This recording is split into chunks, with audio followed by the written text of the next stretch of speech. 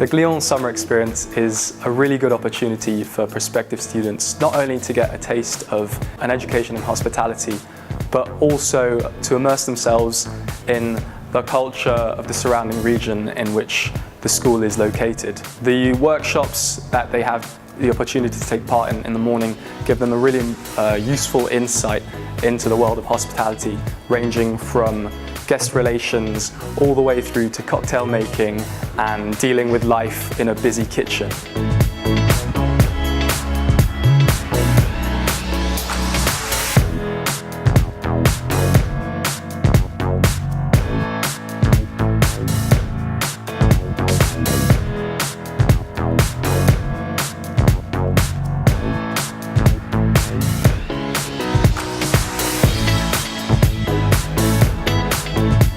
Conversely, in the afternoons, they get a great opportunity to experience the culture of Montreux with team-building activities and exciting sports events such as go-karting. It's an all-round package that allows them to really come out of their shells over the process of 2 weeks, should they decide to take part in it.